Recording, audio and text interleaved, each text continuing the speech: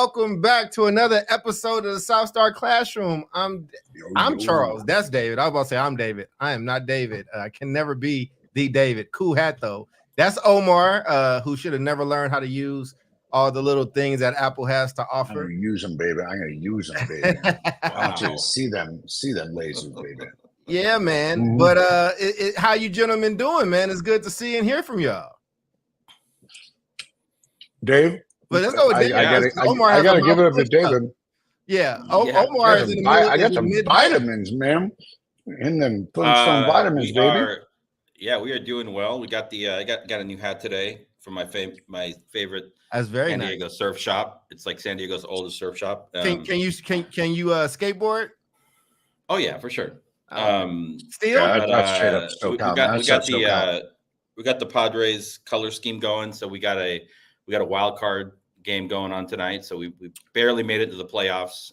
So Cubs made a push, San Diego man. Padres. We made a push. Yeah. So excited about that. We got this debate tonight, which is going to be interesting. We're going to get into it. A couple of other things. We were this last weekend was able to attend a kind of local San Diego tradition, which is known as the Miramar Air Show. This is the world's largest air show, and it's a 3-day event. And we went on Sunday. My son and I. He's really into aeronautics and the engineering behind, aeronautics and all that stuff. And it was like full day out at Miramar, which is a Marine air base. So it's not Navy, it's Marines. And man, it was incredibly like overwhelming. They had like all these planes on display. We got to see, the B-2. We got to see the B-29, like the cousin of the Enola Gay that dropped the atomic bomb on Hiroshima. There's only 2 that are active, and this is one of the 2 that was active. We got to see actual like drones, right? Like the modern drones. And then the demonstration was everything from like the Red Bull Air Force, which just do like the crazy aeronautics and stuff, which is insane. Up to the Blue Angels, which we all know, and then I think the most impressive thing we saw was the F-39 or the one of our newest aircraft, fighting aircraft, and it's able to like hover. It can like take off and land from like a stationary position. It can hover, and then it's stealth. It was very intense. It was like a full day of just like planes, just flying by us, like breaking the sound barrier. And so it brought up this interesting thing about San Diego is obviously like a military town. We know that. And I'm not opposed. I'm not a big supporter. I'm not opposed to the military. I think the military has its place. But also like hearing the news today about what happened what's happening in Israel, right, with this attack by Iran, and thinking about like the billions of dollars that the U.S. government has subsidized or given to or sold, or I don't know how it works, but how we basically are funding or supporting Israel with all of this like military technology, right? It's totally crazy, and we saw a lot of this military technology on Sunday. So just kind of making the connection. It's interesting couple of days of reflection. So yeah, there you go. Yeah, check the private messages, David. I will check in. I am man, it's been so busy, just been traveling and working and traveling. I've had a full day today, and I have a full day after we finished the show. And our special guest, who I will not name yet, was like surprised that I'm like, I do dress, I do have like a job and go to meetings and stuff. So I need y'all to not be surprised that I wear more than just sweats and sweatpants. I will say, man, I have a lot of friends that are being hit by this hurricane, like a lot. Yeah. We actually started our new national cohort. We did the orientation, and a few of our young people are in that where just didn't have power and stuff. Centaur is actually one of those people he's on with us. I think he just got his power back a few hours ago. So Shit. to those folks, my heart definitely goes out. I think y'all have dealt with me when I last year when we had that derecho or a few years ago, and it just was crazy here. So we got a little bit of that storm, but we didn't get it like they got it. So my prayers go out to them. And I would throw it over to Omar to give his update and also to welcome a very, very special guest. Go grab this coffee. Get that coffee, man. I need it, man. It's gonna be a long one, bro. It's gonna be a long coffee, man. yeah, man. So El Paso, I guess, is like little sister to many cities, little sister to San Antonio, in this case, little sister to San Diego, because our AAA baseball team is the feeder team for the Padres. So we're excited that the Padres made the playoffs because that's a win for the El Paso Chihuahuas. Yeah, dude, we are the El Paso Chihuahuas. If you haven't looked up the mascot, it is actually pretty funny and pretty cool. And I remember when Dave Oberman was a big deal. Is it Oberman? The guy, he had his own show. He was on Sports Center for forever. I actually really loved his show before he kind of went off the rails. Was a big fan of the Chihuahuas, as are many people at ESPN Sports Center. But then in addition to that, dude, we have the in October, it's a very big deal for El Pasoans. We have the Amigo Air Show. So that is like the sister to the Miramar Air Show. I'm pretty damn sure that's where we got the idea from to begin with. And man, do El Pasoans love it, dude. It's like El Pasoans are stuck in a time warp because I can guarantee you that the Scorpions Rock You Like a Hurricane, that song that came out in like 1986 or something, will be played nonstop. Rock you like a hurricane, yeah. As like jets fly by and supersonic sounds come out. Yo, Centaur, man, amazing. Thank you for chiming in. So happy to hear that you're doing better, brother. But that's what's going on in El Paso. And just a quick heads up for our audience, I'm actually happily taking a much needed break, but sad that I won't be on South Star for a few weeks. So my fantastic co-hosts are going to be taking, I mean, they always take the helm, but they will be taking more of the helm as I am gone for the next 3 weeks. And that leads me to introduce our very special, very beloved, wonderful guest / co-host, ladies and gentlemen, back by popular demand. We are so happy to see here the legend, the beauty, the queen. Man, we got Jubilee Ransom here, man. All right. Hi. Of course, Meadow starts barking as soon as I go up. Hi. I'm so excited to be back. Thank you. It's like all sorts of newness going on, all sorts of healing and peace and ascension and acceleration and all the good things. So I'm feeling great and I'm glad to be back. And I love each and every one of you. And if my computer actually would work, that would be a heart thing. Charles, say nothing. We don't want to hear it. I'm drinking. Use your imagination. This is a screen filled with hearts. I said nothing at all. I said not a word. He said two hearts that beat as one. I said, Omar, you should do the intro to make it special for our matriarch to be back. She can't even get through a sentence without shooting shots. I'm glad to see nothing has changed. Nothing has changed. And you know what? I know it's only a matter of time before Charles starts to shoot his shots. You guys know this is true. I gave Charles a shout out. I said, I like what you did there. I see how you put this fit together. No, she made it seem like I'm always riffraff. Like, hold on, you ain't see the whole thing. Wait a second. My God. Yes, stand up. Can we get the whole thing? They gotta see the pants. Oh yeah, look at that. You gotta see the whole. You see that? Yo, look at the pants, man. Look at them pants, man. Jubilee, fly ass pants. Only because Jube has been gone. With the we good. Oh my goodness, man. Fly ass pants, man. But can you be fly on a plane? Damn it. Okay, I can't do this, Jube. I'm not mad.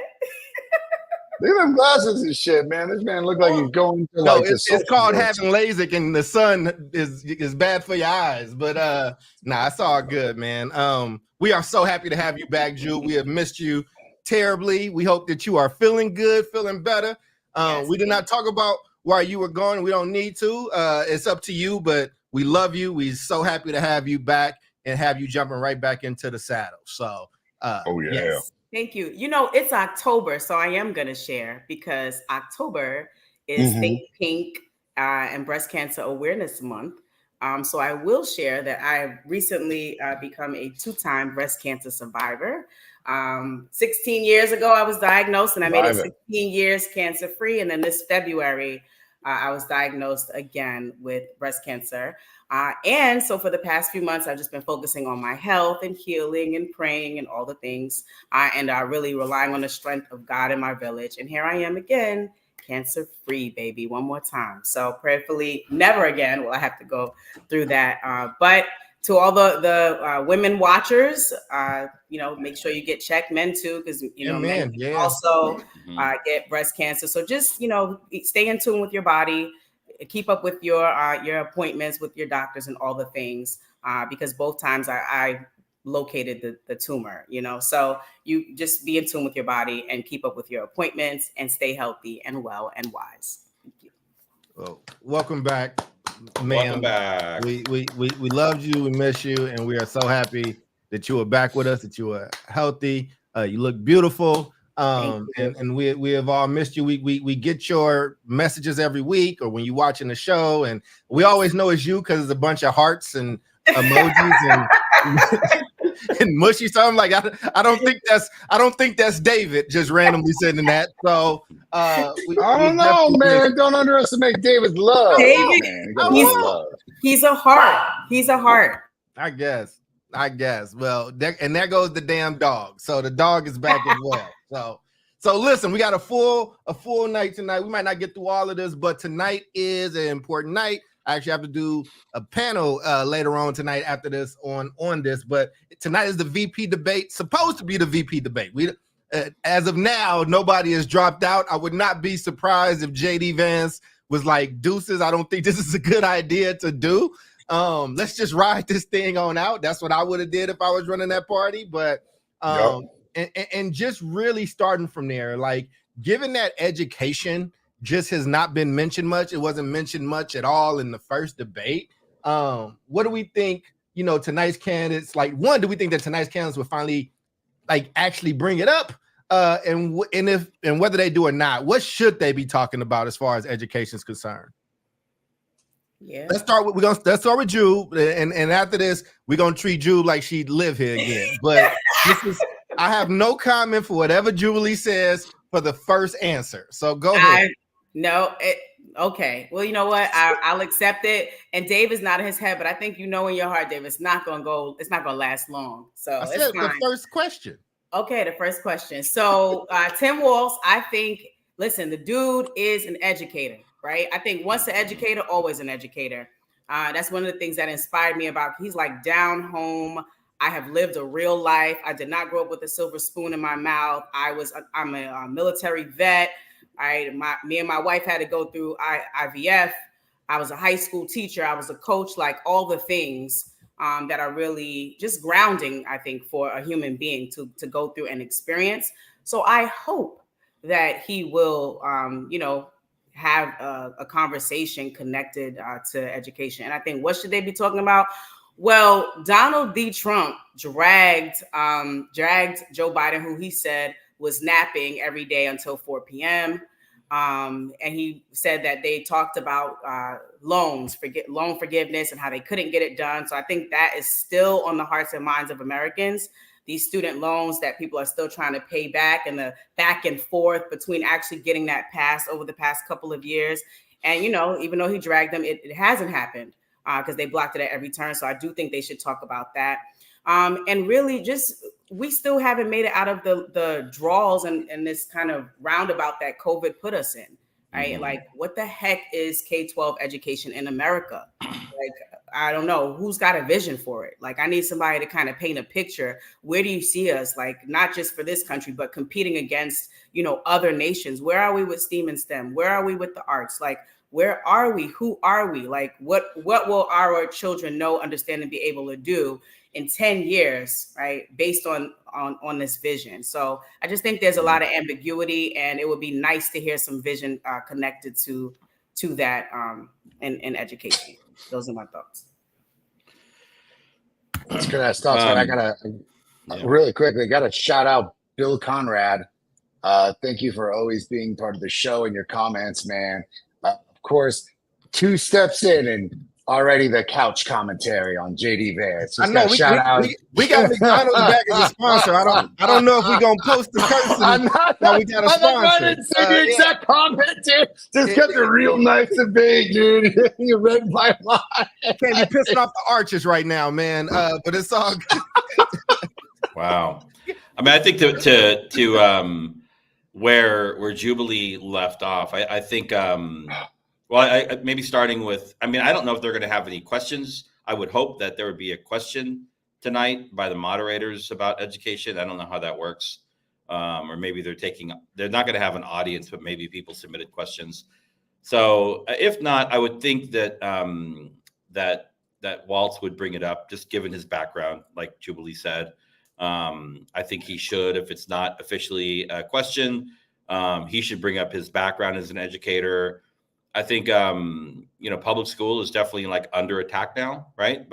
There's a very well organized movement that is attacking all forms of public education, trying to, do this like scorched earth, like, no rules school choice in a number of different red states, taking public money and using it to, basically go wherever you want for kids and families.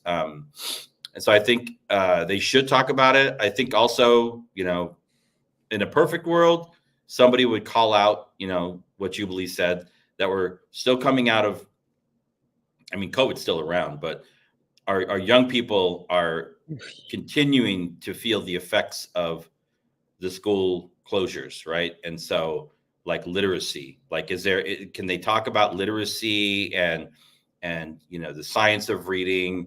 The federal government has an important role in like setting the table and the tone with some funding attached to it. But it's really up to the states. But like raising that flag about the literacy crisis, which is real. And then on the other end, making sure that our high school graduates are prepared for the real world and the world at work, right? We talked about that a couple of weeks ago on the show about like linked learning, about what is the purpose of high school, right? It's to prepare young people to go in with the skills that employers are looking for in 2024. So if it comes up, I would hope they would touch some of those points. I'm not sure it's going to come up though. Yeah. Yeah. So let me take a quick step back. I think it's really important to kind of understand what the Department of Education does to begin with from a national perspective, because there may be some lack of congruence. Jesus, I can't say congruency.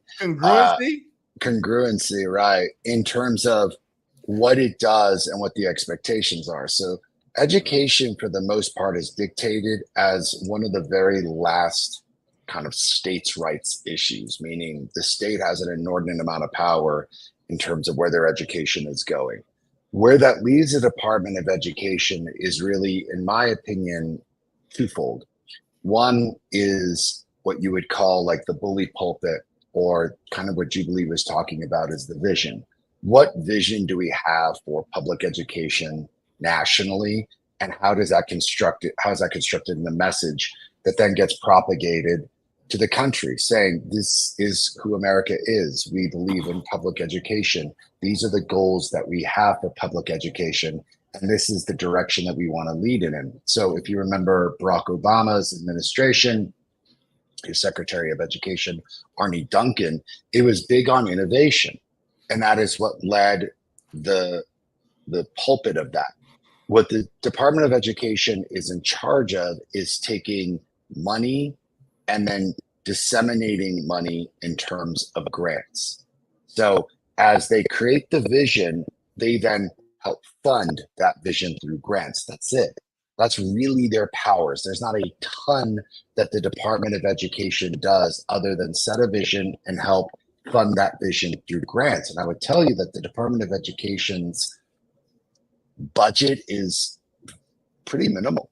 I mean, it is a fraction of a fraction of a fraction of a fraction compared to that of the Department of Defense. So it's an important facet to say we're going to create a vision and then we're going to put money behind it. And that's really it. In terms of what, Donald Trump's administration looked like for education, we all remember that it was a lot about privatization.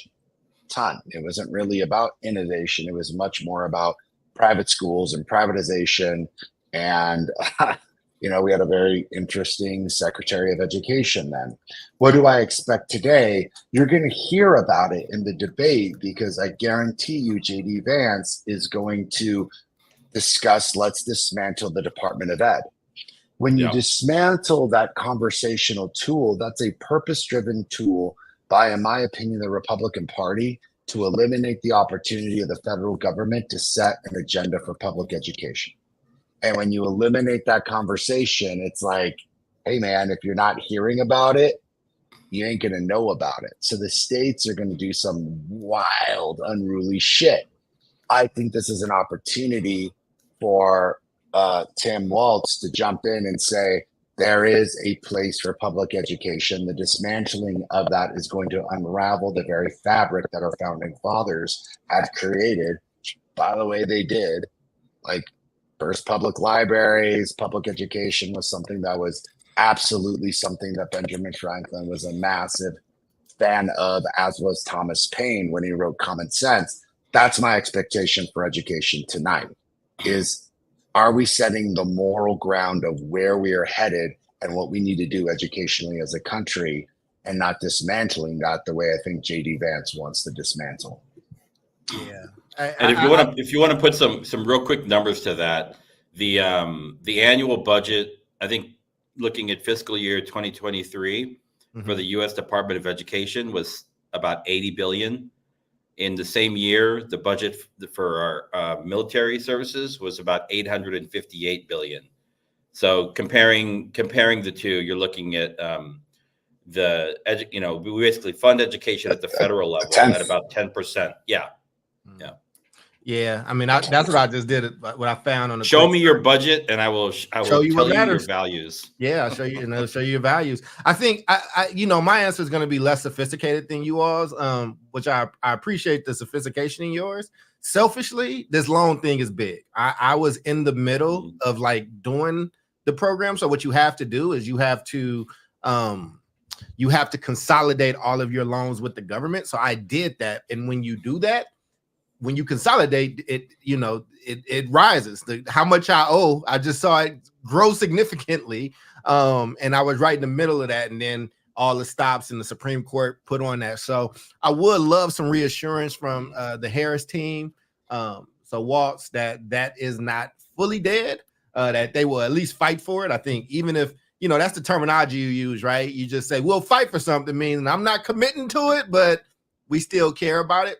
I think for the other side, I think the other side can make some headway if they put lines in the sand, right? I think everybody's going to be very nebulous about their goals for education, but if they said, hey, if either side came out and said, hey, we're going to improve literacy rates across this country by 30%, or like these are the marks of where we are now, and each of these will go up, and we're going to make this our priority, and then in the first 2 years and the next 2 years it'll be numeracy. I don't know.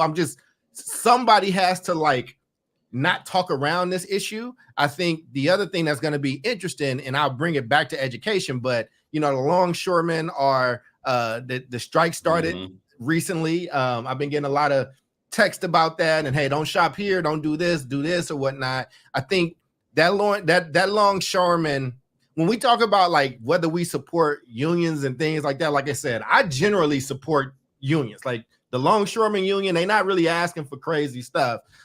Now, we can talk about this teachers union. That's a whole different conversation. I think they different. I think they built different, and I think they looking for different things. But I do think that people might try to get ahead on that. And I think that you're going to see unions kind of be lumped in. And I think that teachers unions are going to try to lump themselves into with the longshoremen. I think making understand a difference between these folks, because the longshoremen strike is interesting because there are both left and right people upset about this stuff, right? Like most of those people working in those not most, a lot of those people are Republican. Like a lot of those people, come from those type of backgrounds. So I think if we talk about education, I want to see like some real conversation around it. And selfishly, I want to hear about this thing that you had me trust y'all on, which I do trust you. I did trust you. But now am I going to get screwed over because I'm just still in the pipeline of a bureaucratic process that took a long time? Like, did we bite off more than we could chew? So, that's my thing. My next question, and just starting with O on this, because we talked about this right after the just the initial debates when we kind of had that show. Like, just one, what tone did the presidential debate set for today? And also, here's your education slant. You can choose to touch this or not, and you have a dealer's choice option here, Omar. But like how do we feel that there was just a complete omission of any type of education talk in the initial like mainstay debate, since that's the only presidential debate we're gonna get? So you can choose to answer both, one, or go your own way. But the floor is yours. So reiterate the questions again, brother. Yeah. So one, just what tone did the first debate set, right? Like for this one, like what are we expecting, and what's connected to that? How do you feel about the first debate just completely omitting education as a whole? I'm not trying to lead anybody's answer, but definitely just trying to steer back to some education talk. Oh yeah, very good. So the tone of the first debate was intentional, right? And this was an opportunity for you correct me on her name, Kamala. Right? Yeah. You can say Harris, but I got you. Yeah. It was a really phenomenally well-constructed tone, because the goal, in my opinion, for the Democrats wasn't necessarily to start pushing out all of the policy ideologies, which I would have loved to see a lot more substance on what was going on policy-wise. It was to basically pigeonhole Trump as a lunatic, as someone who's emotionally unstable and incapable of handling the difficulty of running the country. I mean, Jesus, dude, he can't even run his own businesses successfully. Like, you got Dick Cheney jumping ship on this guy. I mean, let's be honest here. When you got a guy who blew someone's face up with a shotgun and didn't apologize for it, and is like the construct of so much of like the republicanism of this country, jump ship on this guy, I mean, it should tell you a lot. So the tone of the first one, I think, was so much about this person is a lunatic, and I need to show the country that he's incapable of running this place. I think where you're going to see a massive tonal shift is in JD Vance coming back to, we are the party of the people. We understand you. I guarantee you he's going to paint us as West Coast, East Coast elites. We don't understand what the country's all about, and it'll be to his demise. Because where Tim Walz is going to capitalize on this is be like, I am the middle of the country. I do own guns. I am a teacher. I am the middle class. You are a sycophantic West Coast elite. You are the elite, bro. You're a Silicon Valley sycophantic opportunist, social climbing parasite. And you're going to see a tone shift in that Tim Walz is going to regulate, I think, in a much more down-home, Cracker Barrel, kitchen table, Main Street way, JD Vance's like outlandish claims that he understands the middle of this country. He may have come from the middle of this country, but he is far from that. And in that respect, to answer your question, yeah, you're going to see a lot of connection back to education. I was a teacher. Here's what we need to do. Here's the nuts and bolts. This is what we need to do for families and kids. So the juxtaposition, I think, is going to go from macro at the presidential debate into the micro of how it affects everyday Americans in the vice presidential debate. That's where I think you're going to see massive tonal shifts, man. Does that answer the question? I love answering questions, man, but I like asking questions. Hey, man, you good, brother. You went where you need to go. We got, complete lunatic. We got a few Mad Lib words up in there, B. So you good. Juber, David, one of y'all jump on in there. Follow it. Follow that man. Jubilee. Go ahead, Jubilee. So that was the only listening, Jubilee is falling out of her chair. I wasn't expecting Parasite. That just took me out. I am going to think about that later and literally double over in laughter. Yeah, it's a good ass word to describe that man. But you had already dinged him with several other words. The Parasite was definitely the nail in the coffin. That's it. I don't know. I'm over here thinking about teacher vacancies. I'm thinking about to answer your first question. The fact that they left it out, skipped it, didn't intentionally even bring it up makes me think we're not focused. We are not focused on keeping the main thing. Because how can we, talk about the future of this country without talking about the state of education? I don't see how that's even possible. We spent time talking about the war. We spent time talking about, the accusations around gun ownership. The man even said people are eating cats and dogs. Do we have time for this? What? So it makes me feel like there was an open door there for opportunity, and they didn't take it because they're not focused on it.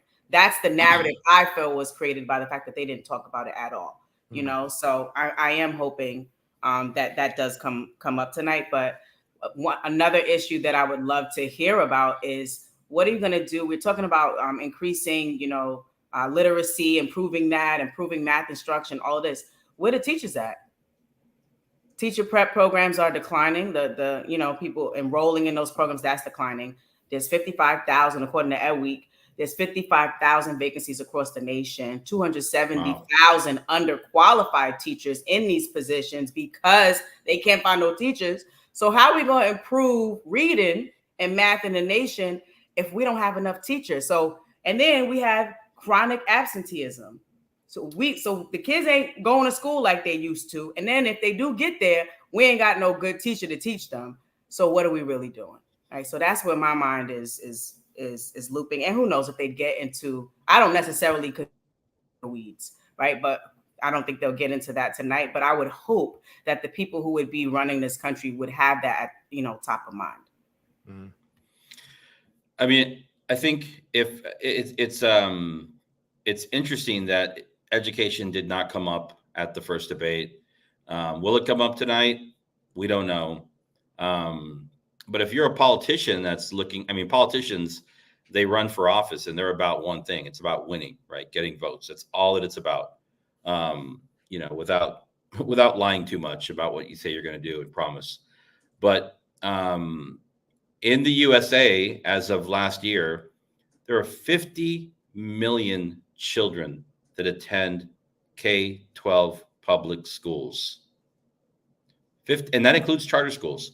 50 million, right? Talk about a demographic of obviously with the exception of probably some of the seniors, they're not voters, but they have parents that vote, right? And we've yet to hear, I think what we might hear tonight is some of this rhetoric from Vance about, destroying the Federal Department of Education, about vouchers, right? About school choice, right? Those are all things that parents are like, oh, that sounds good to me. I don't really know what it means, but if I could have more choice as a parent, I'll take it, right? Whereas I've actually heard more from the Republican camp about their education platform than I have from the Democrat Party camp around their ideas around public education. And I think that's a huge liability for Harris and Walz to not come out front with a clear platform around, their vision for public education for the next 4 years. 50 million children. Yeah, man. I just on that same tip, man. I have something very interesting to say, but you got to come back on the other side with us because we have to pay a bill real quick. But we'll be back, and I'll have my thoughts. Today's episode of BS3 Network is brought to you by McDonald's. McDonald's is going to McDonald's and creating a universe for longtime fans of both McDonald's and anime. I love sauce on my McNuggets and can't wait to try the savory chili McDonald's sauce. It's savory, chili, and bold. For decades, across various episodes and genres, McDonald's has shown up in the anime world and most commonly called McDonald's. McDonald's will be bringing the McDonald's world to life with episodic shorts and manga comics. For a limited time, anime fans will have the opportunity to experience their favorite fictional restaurant. You have until March 25th to try the new savory chili McDonald's sauce with your 10-piece chicken nuggets. So, well, thank you, McDonald's. Glad to have you back as a partner. I will say this: it actually isn't that interesting. I just needed to segue into the commercial. But here's my thought about it, man. I don't expect much from either side on this. I don't know if, I haven't deemed education to be a sexy enough topic, and I think that's where we have to come in and kind of say, hey, this is something that the American people care about. But I don't know if people really do. I think I didn't see a lot of outrage around it not being a topic. Except for people like me that work in education and that kind of really care about it. I think at this point, listen, man, it is. I don't want to sound I know I'm voting for who I'm voting for. It's pretty clear I'm voting for Harris. I'm not super happy about it. I'm gonna just be very honest with you. I'm absolutely not voting for Trump and JD. I think JD is definitely overplayed his hand. He should have just kept making his movies, doing his thing. When he made that movie, he was a rock star. If he would have just not said nothing, bruh could have just rolled out and just been, getting that love that he was getting. And now it's like, bruh, you are a kook. But I just, Yeah. I mean, but hey, we all make decisions in life. You know what I'm saying? I just think, I don't really have faith in any of it. And a lot of this is like a defensive vote. And I don't like doing defensive votes. I want to be inspired by somebody, man. But look, it ain't about who you want to have a beer with or who you want to date, who got the policies that is going to work the most with your life and what you need. And you got to kind of go from there. I don't expect them to do much today on that topic. I do expect if it does come up, there'll be some posturing. I can tell you, I feel like I know what's going to be said. If education comes up, Tim is going to lean heavily on unions. He's going to lean heavily on the teachers union and the need to respect them and that the union cares more about education than the other side. And the other side and Trump and Vance is going to focus on, the Department of Education is a redundancy. It's a waste of money. It actually doesn't prove anything. And it just kind of gets in the way. And it's another sign of overregulation and government overextending itself when it's not able to even do the basics well. I feel like when you feel like the answers like that off the back of the rip, it's just, I don't know, man. It doesn't seem to make you super excited. I will be watching, but it's also because I'll be on a panel later discussing it. So that's why I'm watching. I mean, because my decision is made. I don't know who this 15 or 20% of the country is that still is making a decision. I don't know what new things you're going to see. I don't know what the criteria is, but God is a funny comedian in the sense that the people that tend to be the least informed tend to be the last ones to pick. So they get pandered to as being undecided voters. God's plan. I will never question you, brother. I promise you I won't. So that's, man, I will say this, that's my jaded thought. Let's never, first off, it's a self-selected group of people, right? So people are going to tune in. They're probably going to already have an idea about where what they want to hear. But I will say this, never underestimate the ability of people to be persuaded. We all thought that's the point I'm making. I don't. I'm I think they're being rewarded for not, and it's It's fine. I'm not. That's why everybody's gonna pander tonight. Everybody's gonna be pandering. I ain't mean to cut you off, but No. I'm just saying, like, I was having this conversation with like my grad school buddies, right? And without sounding like name dropping and shit, like, who the hell are your grad school buddies? Like, this Go is ahead, the name Harvard drop. Kennedy School, man. Yeah, the Harvard Kennedy School. Get in, name drop that shit. We're running the Make sure country. they don't lose their Like, clearance, Omar. these- Omar about to get people kicked out the White House. Like, hold No, on. man, I ain't naming names, man. They need to be written like anonymous as hell. But like, these are people who are like running the country. These are people that are in the midst of these decisions, literally. And we had a conversation over text, and it's like, well, what like, are these debates going to have any effect? And I was like, I don't know. That Biden debate sure had a big ass effect, a humongous effect. We has this ever happened?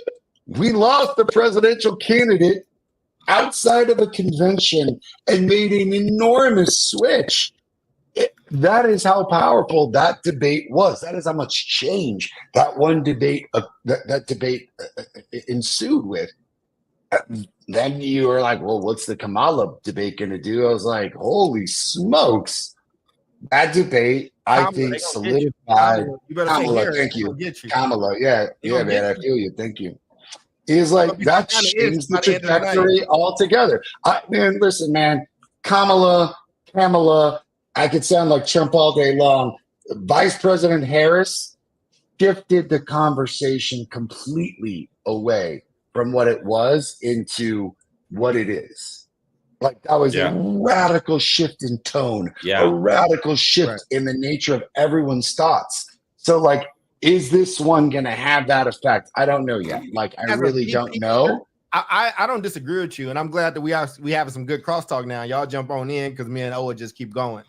Y'all should have watched our politics only debate. It was great. I know you had a great time. We had fun. We had a blast because we nerded about good this ass shit. time. But here's the thing I would say: has a VP debate ever swung it like that? We have seen it before. We saw it with Yes, it has. Tell me when. You know it, brother.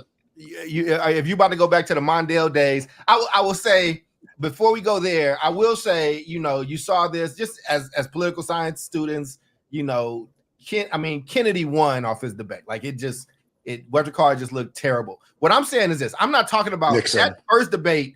I think presidential debates and early on, I think they got a lot. What I'm saying is, what is it that in a VP debate to any of the four people on these screens, what can the other side say to you today to where you're like, I think I might shift. I think I might jump shift. That's really how I should have kind of. There's a group of people. There's still like about upwards of 20% of people that are saying that they're undecided. I don't know if I believe them. I don't think when I'm thinking about like, so, me and my data brain, like, what exactly are you undecided about? Like, I needed more data around that point. Like, why are you undecided? Right. And then it also makes me think, like, how much of this is really more so about charisma and believability? Yeah. You know what I'm saying? Like, we care about education because we're in the sector. You know what I'm saying? And we have personal like passion and purpose connected to this work. Right. If nobody cares, not saying that we would do it for free, right? But we probably at some point have volunteered our time to do stuff in education. We weren't necessarily, compensated for it, but because we cared about the work. Right. And it just also happened to, sustain us for all this time we've been in this work. So we care. We deeply care about this. Right. But sometimes you hear voters say, well, I'm not voting for them because they are pro-abortion. Right. And I'm pro-life. They don't even know anybody who got an abortion. They don't want an abortion. But because that they represent certain values, they're like, okay, well, I'm voting for them. Right. Well, yeah. But those people are not swaying though, right? Like, those people are yeah. But all I'm saying is, do you feel like these undecided people are so like staunch and they are going to be swayed one way or another? Or is it by what do you call it? By specific topics? Or is it more so like, I just want to know if I could believe what you're saying, right? You look like a lunatic. You sound smart. Maybe our country would be good in your hands. Like, I don't actually care about a lot of this stuff you're talking about. I don't care about the war. I don't care about education. I I care about graduated. the I war. work at a. I'm saying I'm not speaking for me. I got saying you. Yeah. The undecided people, like I don't know that everyone always cares deeply about all of these issues that the candidates get up there and talk about. I do think at some point it's like, okay, well, either what's the lesser of two evils, or is the person that I'm voting for, do they sound believable that they're not going to have our country turn into an entire double shit show? I actually got a thought on it. I'll go after David. I'll hold it. I got a thought on that though. I'll go after you, David. Yeah. I mean, I think I agree. I don't think there are going to be any big like aha moments tonight, or like, wow, I didn't think that Vance had that position, or Walz had that position, right? The positions are kind of out there. But I do think it's going to come down to like performance, right? Yeah. Your ability to like perform on a stage, to not get like triggered, to not lose your cool, to be able to like respond in a particular way. I think a lot of it's going to come down to that. And I think, and that's what people are kind of looking for. I agree with you though. I would love to like dive into any kind of data that exists out there that has anything to say about the mind of an undecided voter on October 1st, 2024. Like, For real. I'm almost like, you just don't want nobody in your business. You know who you vote for. Yeah, but like, say it. So I think for like the gun. Let me throw it to you. I don't want to lose this part. I will say, I will push myself in my original thing. I think that in undecided voters, it might not be, am I undecided between, am I voting for Harris or Trump, or do I like Walz or Vance? It might be, I've been a Democrat for so long, but am I going to go out and vote for them, or am I staying home? I've been a Republican for so long, but am I going to vote for them, or am I staying home? Like, you got one more chance to like get me out. And I do think that the couch is going to be a very important factor this year, like who actually goes out, because I am. Oh, I'm talking about JD Vance's couch. I was like, yo, what? Well, no. See, that's you. I wasn't even thinking about that. That was very sophomoric of you, Omar. This is why we love you. But man, I love sophomoric humor.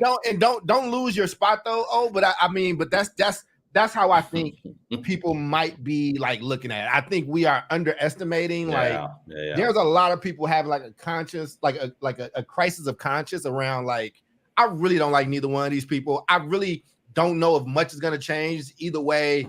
Like, I can't do it. Like, I can't do it. So I do think that it gained a little bit more importance now that I just thought about that, because in my own circles of people that I know, or people like in my family that's not super politically active like we are, in education like we are, that's kind of the sentiment of like, I guess I'll vote, like I don't know. It depends if I got something else going on. What's happening locally? Is there something locally that's exciting for me to vote on? So yeah, go ahead. I left out that part. Yeah, let me go back to something. Do I think vice presidential debates matter? And historically, let's talk about two that had a radical impact on the occasion. And like, we don't need to go all the way back to Walter Mondale, man. Dan Quayle versus Al Gore. Look at this guy in the chat. Look at this man in the chat. Well, you can't do it. You can't encourage him. What are you doing? Okay, sorry. Go ahead, Omar. I mean, listen, man, I don't want to lose our sponsor, man. But I got to tell you, some funny ass stuff going on. At least you have to do some legwork on that one. Diaper Donnie is crazy. That's hysterical, by the way, man. But like, that debate changed the landscape, because like you had George Bush and Clinton, and like Clinton mirrored Bush, and God, that debate was so funny, because if y'all remember, God, man, what was his name? I'll think of it in a second as I continue talking. The third candidate in the 1992 Ross Perot presidential race. Yeah, Ross Perot, man. Yeah, we're gonna build a wall. He was the first to talk about the wall, man. I love Ross Perot helped the Democrats out a lot. Yes, he did. Yes, he did. He was lost. Yeah. Yes, he did. And so did his vice presidential candidate, the general, who, by the way, in that debate, man, holy smokes. Like, that's a good component of like a vice presidential debate where they were just like, what's up with the general? He just kind of looks stoic. And Saturday Night Live did such a good satire on that. Sarah Palin versus Joe Biden. Yo, that was the nail in the cross for McCain and the Biden administration. So what I'm getting at is that like this is the kind of thing that can help kind of push something over the hill. Whereas like people are like, all right, like I'm not that enthused, but I'm kind of reticent to vote on the right. But should I, and you're right, Doc, is it a matter of do I stay home or do I go out and vote? And I think a vice presidential candidacy can switch it because if Vance is going bananas, which he may or may not do, I would suggest that he doesn't, given the fact that like Trump's performance, I mean, god dang, man, that looked like the like 1950s circus that like went awry, where like animal abuse was still a huge thing. It was like you just couldn't stop watching the train wreck that he put himself into. I think Vance has got to recover from that. But if in any way, shape, or form Waltz puts him into a corner that resembles what happened in the presidential debate, this could be one of those tipping points like Palin did and like Dan Quayle did. It'd be interesting. Yeah, I agree. I think that, that's some callbacks, baby. Yeah. I mean, first of all, I forgot about Sarah Palin. I mean, you brought back some oldies but goodies. Yeah, man. I mean, never forget her. Then, I just want to. I can't forget her. Think about how Saturday Night Live I can't forget capitalized on that. How could I have forgotten about the good, terrible Sarah Palin? I did. But this I could see Alaska from my house. Russia. Yeah, that's right. She was from Alaska. I could see Russia from my house. You should, because they used to own it and they sold it to us for very cheap. But yes, well, there's that. I'm looking up. Go ahead. Oh no, I think I might have forgot my point. Oh, that's what I was gonna say. The vote is still very frail. I think this undecided section. I remember them doing a report on people that shifted parties for our last election. And they were going around talking to Republicans that had shifted and become either independent or Democrat. And I remember these two elderly people, they showed them like the before and after. It was like Trump 2020, Trump 2020. And then COVID hit and they were like, what are your thoughts now? Like, we're not voting. We've become Democrats. We have moved on. It was like, well, why have you decided to no longer be Republicans? Trump, the way he handles COVID, etc. So I say all that to say that vote is frail. And if something happens over the next 3 weeks that needs to be handled by the administration's influenced by Trump, whatever, somebody can decide that, the picture. No, you froze. And you froze. I froze. Keep going. You're good. That's all. That was my point. The vote is frail and people switch at the last minute. If one of the parties, drops the ball with something, they're like, oh no, oh hell no, I'm not voting for you. I'm voting for that. That's all. Yeah. Go ahead, Dave. Yeah, I think going back in history, it's interesting. I think VP debates are like relatively new. I don't know if VPs did debates like in the 70s. I'm looking back at some archives here. So the George H.W. Bush versus Geraldine Ferraro in 1984, right? Was because that was like the first time I think a woman had run for vice president, right? Yeah, that was 1988, Lloyd Benson versus Dan Quayle, right? Nice. Where Dan Quayle compared himself to JFK. Yep. He's like, Senator, you're no Jack Kennedy, right? Yeah, I know Jack Kennedy. I've met Jack Kennedy. You're no Jack Kennedy. 1992, Al Gore versus Dan Quayle versus James Stockdale. Wow. Oh yeah, it's the general. That was Ross Perot's. Yep. The general guy. Yeah, he shined, baby.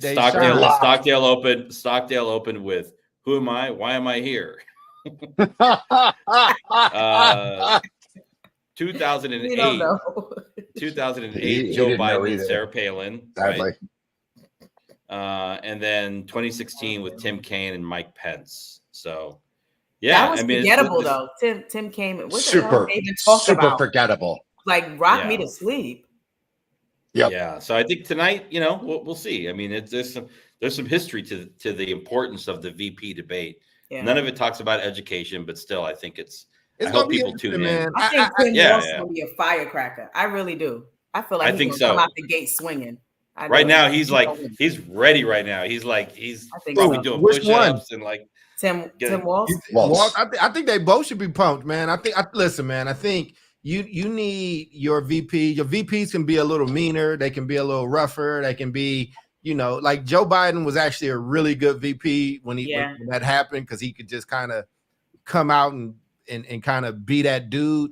It's gonna be interesting, man. I listen. I don't want my Jade to impact anybody. I think people should watch it. I'm gonna watch it. We'll see how it goes. I am very curious of not necessarily who the undecided voters are, but I do think that this is gonna be, hey, can Walz lock up Democrats that are wavering, not on wavering to vote for the Republicans, but wavering whether they should vote or not, and can Vance get some, get some of their people back, right? And I think Vance represents two very different levels of the Republican Party. There are a lot of people. Listen, Republicans don't eat their own.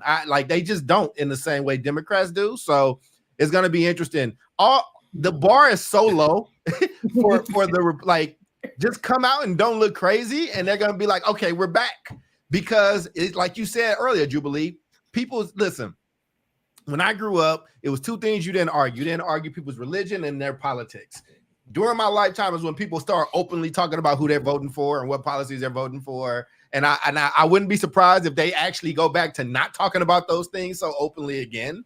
But I think it's going to be really interesting. But if you're somebody in your belief system, it's very clear. It's not like they run in a race that's right next to each other. It's like one group said, hey, we want to control this whole body thing, and somebody else was saying, nah, this is crazy. But people are strong on those sides, and usually the strongest on either side of that are dug in, and nothing's going to change that. But anyway, let's real quick round rapid fire, just final thoughts. Our matriarch, what you got for us? The future of education is in our hands. I mean, it's for us to continue to keep it at the forefront of our conversations and our spheres of influence.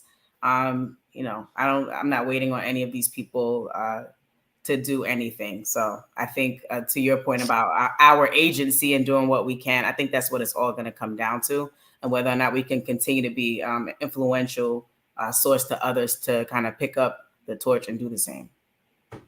David. That was so beautiful and eloquent, man. Damn, who's going to follow that? Well, I'll David was, but now you are Omar. Yeah. Now let's let Omar follow it. Go ahead, Omar. What the hell kind of shit is that? You're like, I'm telling you need to follow up. I just complimented her. No, and now you firing shots. No, she had to follow you last time. She had to follow you when you called all the kind of names. Some new type shit right here, man. I'm just trying to live. Even McDonald's is like, God, man, give this man a Big Mac. What the hell is that? Man, I'll follow. I like going in the middle, man. That way the beard of knowledge can kind of round us out and shit. Here's what I think. While we may hear some on education, voters are going to care about issues that are going to make an indelible impact on their ability to get up and vote. And I'm going to go in a different direction. He's going to talk about weed.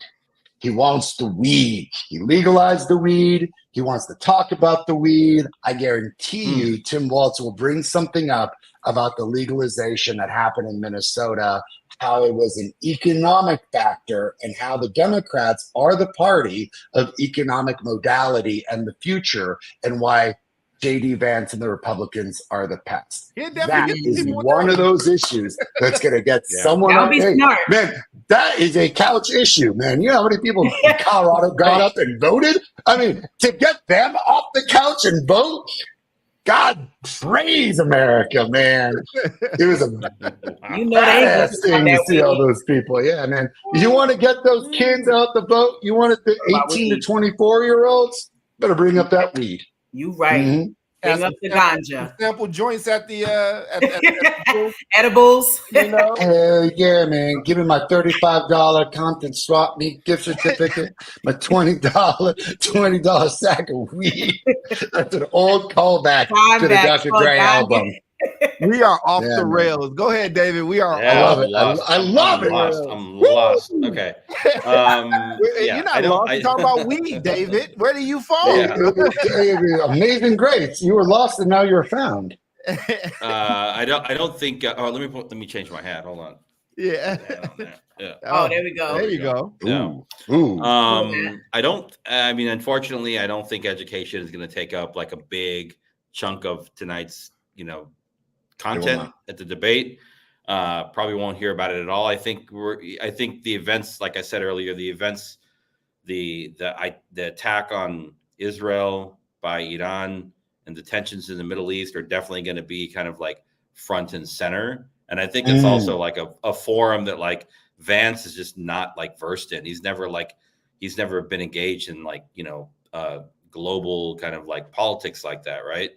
So, and Waltz too, obviously, but I think it'll definitely come up in terms of an issue. I think the economy will likely come up, but the economy is kind of an interesting thing because some people can say it's like, nobody can say it's really bad. Nobody can say it's really good. It's like we're getting mixed indicators right now, right? So yeah, I mean, I'll be interested to see what they come up with. I think a lot of it will come down to like personality, their backgrounds, and then their ability just to like pull it off, right? Their oratory skills, their ability to respond. I think, in terms of like style points, Waltz comes in as a heavy favorite because that's kind of what he does. So it'll be interesting to see the two of them go head to head. That's my take, but I'll be watching. Yeah, I'm gonna watch. I mean, kind of have to. I am now praying that this is the legendary weed debate. I am so praying for it. It would be Hoping for it. That would be great. so entertaining, and I mean, get wild with it. Start talking about weed in schools. I don't know, like me. I just feel like that's also going to make a lot of Americans squeeze their butt cheeks together because shock me. Listen, there's I'm a bunch of people for it, and there's a bunch of people that's like, no, our world is You're going to go see. to hell. I'm interested to see. I'm interested to be entertained. That's my That would final be good, thought. though. That's Omar. That's David. That is our matriarch Jube, and you heard Jube's pup that I affectionately called that damn dog who likes to be on the show. Baby. Yes. I am Charles, and we will see you all next week. Same bat time, same bat station. You all take care of yourselves and each other. God bless. Peace. Woo!